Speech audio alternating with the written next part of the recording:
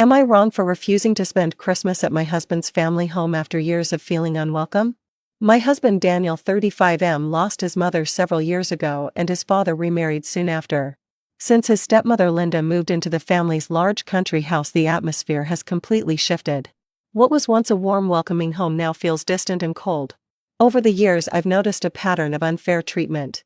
One Christmas, my father-in-law scolded me over something trivial, how I placed a serving dish.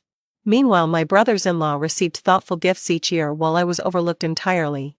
Last year, when I was expecting our first child, I was once again ignored, but my brother-in-law was handed his gift the moment he walked in the door.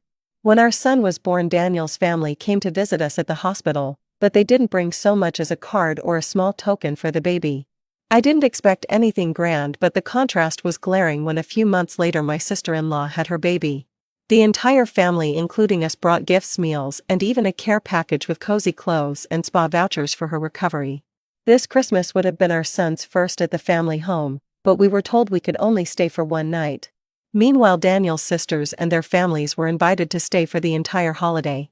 They claimed there wasn't enough space despite having plenty of bedrooms. To top it off, they even asked us to bring our own bed sheets. I told Daniel I didn't want to go. Aside from the difficulty of traveling late with a baby when we have an early flight the next morning, I also don't want our son growing up witnessing this unfair treatment.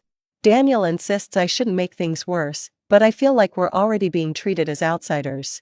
Would I be wrong to sit this Christmas out? Story 2. Am I wrong for asking my brother-in-law to stop preaching about a minimalist lifestyle to my kids? My brother-in-law Jake has been spending a lot of time with our family since his recent divorce. He's had a tough time financially, but instead of acknowledging his struggles, he's fully embraced what he calls the minimalist lifestyle.